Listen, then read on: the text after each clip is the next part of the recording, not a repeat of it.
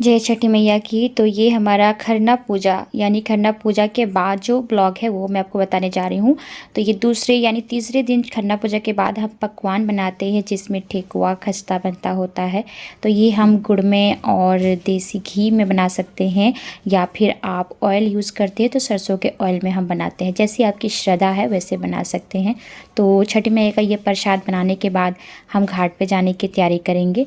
तो तैयारी जो होती है, क्योंकि हमें दूर जाना होता है, तो ये हम सभी ग्रुप में बैठे थे और फटाफट से प्रसाद बनाने, क्योंकि बहुत ज़्यादा बनाना पड़ता है, सबको बांटना होता है, लगभग जितने बंगाली हैं सबको देना पड़ता है आप आसपास। उसके बाद हम रेडी हो रहे थे, सास बहू इस तरह से रेडी हुए और बाकी सब नीचे रेडी हो रहे थे। तो इसके बाद हम घर से निकलने लगे थे। मेरी दोनों नंदे देवर सभी बाहर निकले और साथ में मेरी नंद की फ़ैन भी थी। और ये मेरे देवर जी ने लिया है केले का जो होता है, इसको केले का जो लच्छा जो भी बोल सकते हैं, और हस्बैंड जी ने दौरा लिया हुआ था। और उसके बाद हम निकल पड़े। तो इसके बाद हम गाड़ी में बैठ के जाते होते हैं छठ पूजा का व्रत करने को। वो वाला सीन मैं आपको दिखा नहीं पाई क्योंकि मैंने उसे कैद नहीं किया।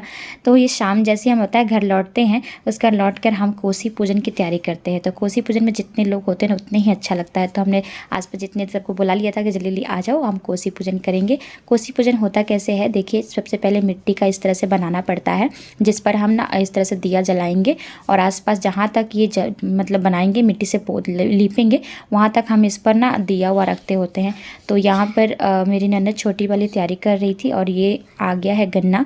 तो गन्ने से हम इसको पूरा अच्छे से छाव कर हम बनाएंगे। और आसपास का नज़ारा देख सकते हैं, बहुत ही अद्भुत लगता है। इस दिन तो और ज़्यादा प्यारा लगता है क्योंकि ये दूसरा दिन यानी कि घाट का पहला दिन होता है। और ये देखिए हमने इस तरह से जो है ऊख है, आप ऊख बोल सकते हैं, जैसे बिहारी में हम ऊख बोलते होते हैं।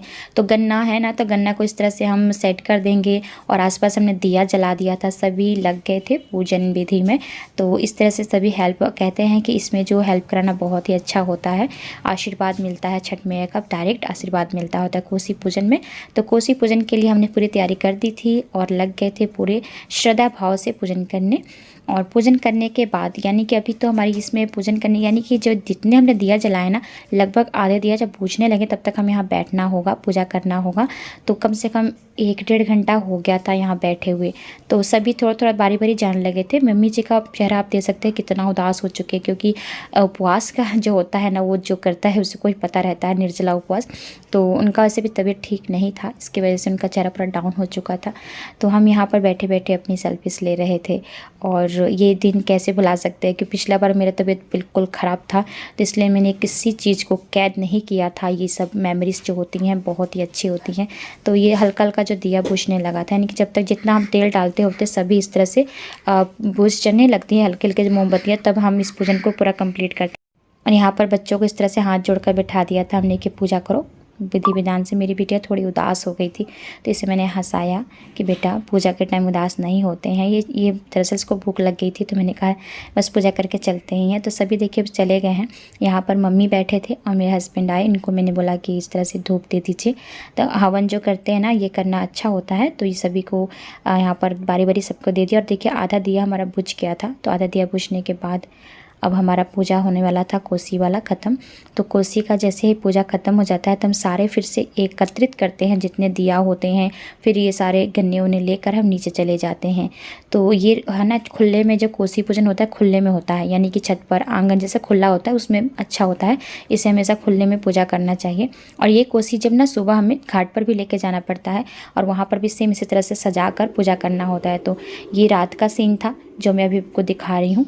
और अभी सुबह होते ही हम फिर से रेडी वेडी होकर और निकलेंगे। सास बहू ही बच गई थी बैठे यहाँ पर। तो फिर से हम यहाँ पर बैठे और थोड़ी देर और इंतज़ार किया कि दिया अच्छे से बुझ जाए। दिया की बुझने के बाद मम्मी बोलते हैं हमारे जो सासू माँ है कि दिया अगर अच्छे से बुझ जाए तो समझ लीजिए आपका व्रत जो है कंप्लीट होता है, इसीलिए। और ये आपको मॉर्निंग का टाइम दिखा रही हूँ, 3:30 बज गए थे करीब। तो हम इस तरह से चल पड़े फिर से घाट की तरफ। तो घाट बहुत दूर है, इसलिए हमें गाड़ी में जाना पड़ता है, इसलिए हम 3:30 में निकले थे। 3:30 में जाएंगे तो यानी कम से कम हमें आधा घंटा या पौन घंटा लग जाता है जाने में। तो गाड़ी में जाकर हम अपना जो है फिर से घाट पर सजाएंगे कोसी।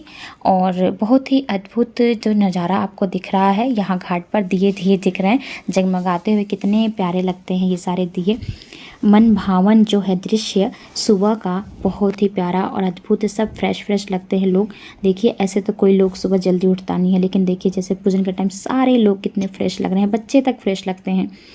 तो ये मन इतना ज़्यादा देख कर ना खुश होता है। देखिए हमने भी इस तरह से कोसी का सजा दिया था कोसी पूजन के लिए, और फिर से हमने इस तरह से जैसे हमने रात को किया था वैसे ही घाट पर भी किया, इसको अच्छे से सजा कर और सभी को इस तरह से रख कर अब सारे दिया को इस तरह से हमने दिया देखिए नीचे नहीं निकाला, जो हमारी होती है ना दौरा, उसी के अंदर इस तरह से सजा दिया था और दौरा के साइड में हम सारे गन्ने को लगा कर खड़ा कर दिए थे।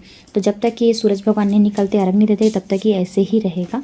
और ये देखिए सभी बैठे थे और अंधेरा काफ़ी था, अभी सूरज भगवान कहीं से दिख नहीं रहे, नज़र नहीं दे रहे, तब तक सभी यहाँ बैठकर गीत मंगल करते होते हैं जैसे जिसको आता है, और नहीं तो हाथ जोड़कर भगवान सूर्य का आह्वान करते हैं कि जल्दी आइए। मम्मी आज थोड़ी खिली खिली लग रही है क्योंकि थोड़ी फ्रेश हो गई थी रात में।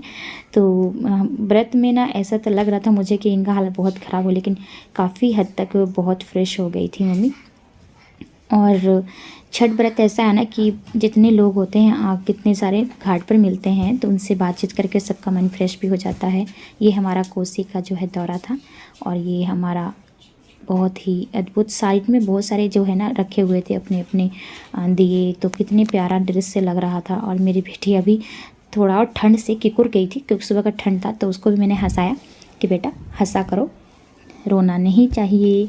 छठ पूजा का व्रत, कोई भी व्रत हो उसमें जल्दी ही उदास हो जाती है, इसको खुश किया।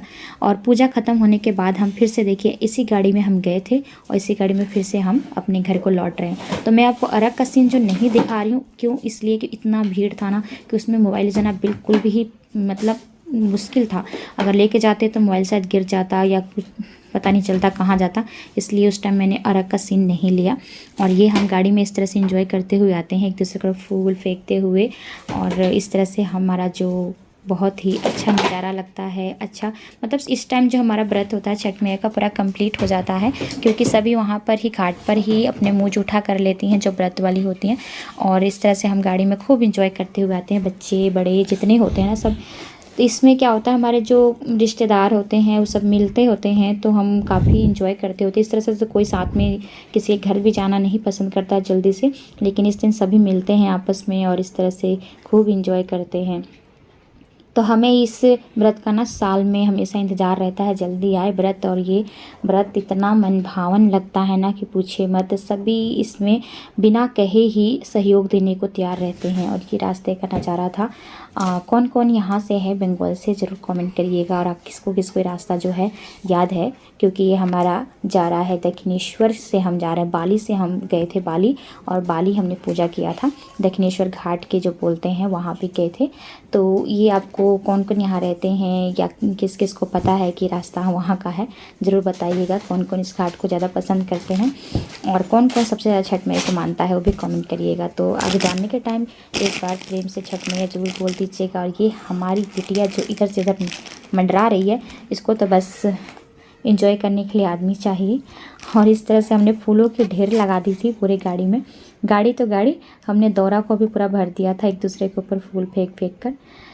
तो ये ही हमारा आज का ब्लॉग था जो मैंने आपको बताया अपना छठ पूजा का तीसरा और चौथे दिन के बारे में।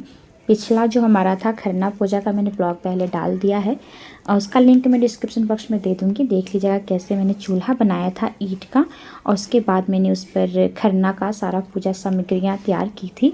तो उससे ब्लॉग को देखिएगा ज़रूर, ये मैंने पिछले वीडियो में डाला हुआ है। और आई होप कि आपको हमारी ब्लॉग्स पसंद आ रही होगी। अगर आपको पसंद आ रही है तो लाइक करके जाइएगा और छठ मैया के जयकारा ज़रूर लगा दीजिएगा, ताकि आपके भी जितने कष्ट हों दूर हो जाएं। छठ मैया करे कि सभी के कष्ट दूर हों, सब पर अपनी कृपा बरसाएं। तो चलिए आज का ब्लॉग इतना ही था, आपसे मिलते हैं अगले वीडियो में, चाहे आल्टर डिजाइन हो कोई भी हो क्रिएटिव। बाय बाय, जय माता दी।